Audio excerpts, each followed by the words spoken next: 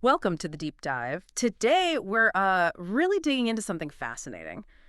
Those big contract extensions happening in Major League Baseball. Yeah, there's been a flurry of them This recently. exactly.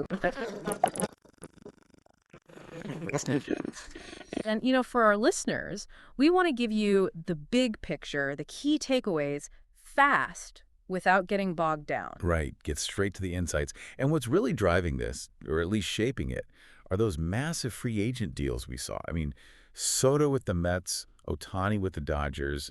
Those numbers are huge. Astronomical. They completely reset the landscape, didn't they? Absolutely. And you see teams reacting, trying to lock up their own guys earlier now. Okay, and our guide here is an analysis by Jim Bowden, originally in The Athletic, which we picked up from the blog to Planeta Béisbol. Good stuff over there. Definitely. Solid analysis. So the big question is, what do these 11 deals tell us about, valuing players right now and maybe going forward? Well, I think the Soto and Ohtani effect is key. When the top end of the market explodes like that, it makes teams nervous about letting their own stars even get close to free agency. So they're jumping in earlier, trying to avoid those potential nine-figure bidding wars. Exactly. It's sort of a preemptive strategy. Secure the talent now, hoping it looks like a bargain compared to what they might cost in a few years. It's a calculated risk management, really. Makes sense. Okay, let's dive into the specifics. First up, Jackson Merrill, Padres. Young guy, big splash last year. Yeah, Merrill, just 21, signed for 9 years, $135 million. But there are incentives that could push it way higher, maybe over $200 million. Wow. And he was runner-up for Rookie of the Year, hit well. Oh, yeah. .292 average, 24 homers, 90 RBIs, stole some bases, too. Yep. The analysis actually called it a masterful extension by A.J. Preller. Masterful. Okay, what's the thinking? Well, the idea is if Merrill keeps developing, which the incentives suggest they strongly believe he will, they might have basically secured a player like, say, a Vladimir Jr. or maybe an Austin Riley, but for like less than half the price those guys might command now or soon. Okay, so it's a bet on huge upside, getting in relatively early. Precisely. Those incentives are key. Yeah. Shows the team's confidence in his trajectory. It's a big vote of confidence. Interesting. Okay, let's jump over to the Red Sox. Kristian Campbell. Now, this one sounds unusual, timing-wise. Yeah, this one's definitely an outlier. Campbell got an 8-year, $60 million deal. Okay. Get this, though. He'd only been in the majors for 1 week when this analysis came out. 1 week. Seriously. Seriously. Now, his minor league stats were great, hitting .330 and all that, and he started hot in his first, 11 MLB games, OPS over 1.00. But still 1 week. I know. The analysis calls it extremely favorable for the Red Sox, obviously. They secure potentially a decade of production cheap if it pans out. Huge risk for the player, though. So Boston's just banking entirely on their scouting and that tiny glimpse. Pretty much, yeah. It shows incredible conviction in their evaluation, doesn't it? Based on, minimal big league exposure. Yeah. Really highlights that internal confidence. Talk about trusting your process. Okay, staying with Boston, Garrett Crochet, the pitcher, another big commitment, right? Yeah, Crochet. 6 years, $170 million. And this is for a guy with not a ton of starting experience in the majors.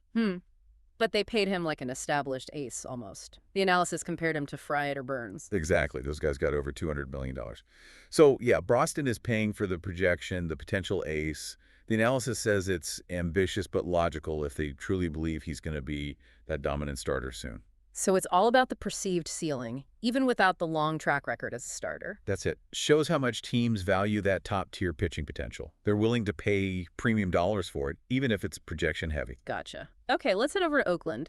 Lawrence Butler. His deal seems different, more about structure. Yeah, Butler signed for 7 years, $65.5 million. Could go up to maybe $87.5 million with incentives. He had a decent year, 22 homers, solid OPS plus limb. But the key thing highlighted is the salary structure in his later years, the years he would have been a free agent. So it's team-friendly later on. Very much so, it seems. Okay. The report mentions salaries like 14 tile arm, 16 tile arms, $20 in those potential free agency years. In today's rising market, that could be a massive bargain if he's performing well then. So the A's get cost control during his prime earning years. Smart. Yeah, it gives them potential flexibility down the line. It's a clever contract design, really. Okay, on to Cleveland. Tanner Bybee, pitcher, another young arm locked up. Right, Bybee. 5 years, $48 million. He's had a good start to his career. 22 wins, ERA around 3.34 in his first, 56 starts or so. Pretty solid. Very solid. So Cleveland takes a bit of a risk, like any deal with a young pitcher, but they secure control through his arbitration years and potentially buy out up to 2 free agent years at a set price. So it's about cost certainty, avoiding unpredictable arbitration figures, and that first taste of free agency. Exactly. They're betting he continues to perform, and in return, they get that cost control. It's that classic balance of risk and reward for the team. Makes sense. Now, another young pitcher, Brandon Pfaadt in Arizona. Similar deal length, slightly less money than Baby. 5 years, $45 million. Yeah, Pfaadt's his ERA last year, 2024, was higher, like 4.71. Right.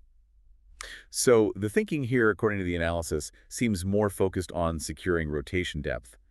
Arizona might lose Gallen or Kelly down the line, so locking in a reliable arm makes sense. So less about ace potential right now, more about dependable innings for the future. I think that's a good way to put it. The analysis knows he has upside, maybe similar to Baby, but the immediate value is that rotation stability. They're looking past the ERA, believing in the underlying stuff, it seems. Interesting strategy. Okay, let's switch to catchers. Cal Raleigh in Seattle, he's been hitting bombs.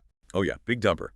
He's the only catcher with 30-plus homers in each of the last 2 seasons, plus he won a Gold Glove in 2024. That's pretty rare, right? Power and elite defense at catcher. Extremely rare. So his deal, 6 years, $105 million. There's also a conditional option tied to games caught. And the analysis felt the price was fair. Yeah, seems like it. For that unique combo of offense and defense at a premium position, it's seen as a reasonable price. That option based on playing time is also a smart little detail. Protects the team a bit, too. Good point. Okay, staying with catchers, Alejandro Kirk in Toronto. Different situation here, maybe. Yeah, Kirk's is interesting. 5 years, $58 million. But the context is key. His offense dropped off after that big all-star year in 2022. Right, he hit like .285 with 14 homers then, but less since. Exactly. So the analysis frames this as Toronto buying low. They're betting he can recapture that 2022 form. A gamble on a bounce back. Pretty much. If he does get back to that level, then $58 million over 5 years looks like a potential steal for the Blue Jays. It's all about whether you believe he can regain that past performance. Highlighting the risk-reward again. Okay, back to Arizona. Justin Martinez pitcher. Powerful arm, not much big league time. Right, Martinez. Big arm, but only like 74 MLB appearances so far. He got 5 years, $18 million. Okay, seems modest. But wait, here's the kicker. There's an option in the contract that could potentially triple the total value. Triple it. Wow. Based on performance, presumably. You'd assume so, yeah. So Arizona takes a controlled risk, low base salary, reflecting the limited experience, but a massive potential reward for them if he develops into the high-impact reliever they clearly think he can be. That option structure is fascinating. Definitely keeps the pitcher motivated, too, I bet. Okay, still with the Diamondbacks, Ketel Marte. Coming off a huge MVP caliber year. Yeah, Marte was fantastic. Hit .292, 36 homers, finished 3rd in MVP voting. He got a 6-year, $116.5 million extension. Seems reasonable for an MVP candidate. Well, here's the interesting point the analysis raises. Yeah. Marte was already signed to a contract considered pretty team-friendly. So the question posed is whether this new extension, pushing further into his 30s, adds unnecessary risk for Arizona during his post-prime years. So extending a guy who's already under a good deal, why do that now? Why take on that later year risk? That's the debate, right? He's playing great now, but they already had him under control. It makes you think about balancing rewarding current performance against potential future decline in cost. A really thought-provoking situation. It really is. Okay, finally, the big one. The one the analysis says changes the market forever. Vladimir Guerrero Jr., Blue Jays. Yeah. Vladdy Jr., 14 years. $500 million. $500 million. Just say it out loud. It's incredible. It is. And the analysis is clear. This resets everything.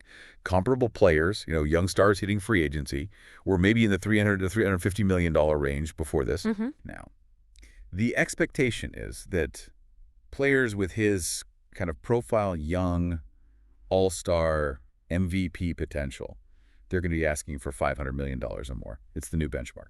So Toronto secures their guy, their franchise cornerstone, but at a potentially inflated price because they waited. That's the argument presented. They got their man long-term, which is huge.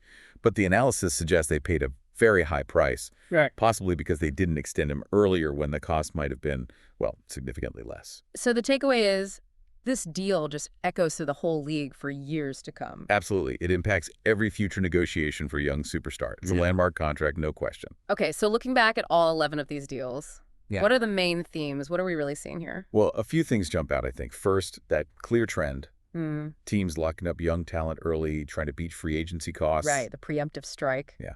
Second, a willingness to take risks on guys with limited track records but high ceilings. Campbell and Crochet were prime examples. Third, obviously, the sheer amount of money committed to top stars is just climbing. That $500 million barrier is broken. Definitely. And finally, the importance of that contract structure, especially building in team-friendly aspects later on, like with Butler. Yeah. That seems increasingly crucial for teams managing payrolls. So yeah, these 11 extensions, they really paint a picture, don't they? Teams trying to navigate this new financial world in baseball, trying to secure talent, sometimes gambling, sometimes maybe paying for waiting too long. It's a perfect snapshot of the current dynamics. And, for everyone listening, think about which deal stands out most to you. Is it the Merrill bet on potential, the Campbell gamble, the sheer scale of Vladdy Jr.? It really gets you thinking about team strategy, risk, player value. Absolutely. And speaking of analysis, this deep dive was fueled by the great work over at the blog to Planeta Béisbol. Seriously, check them out. Yeah, definitely worth a read for more insights like this. You can find their blog at https.planeta-baseball.com. That's planeta-baseball.com. And they're active on social media, too. Find them on X, formerly Twitter, at Planeta Béisbol. Great resource. Again, that's planet-baseball.com for the blog and at Planeta Béisbol on X. All right, let's leave our listeners with something to chew on. Final thought. With these massive decade-plus, $500 million deals becoming, well, maybe not common, but real, what's the next big shift? What's the next evolution in how teams and players handle contracts and build winning teams? Something to ponder. Thanks for taking this deep dive with us.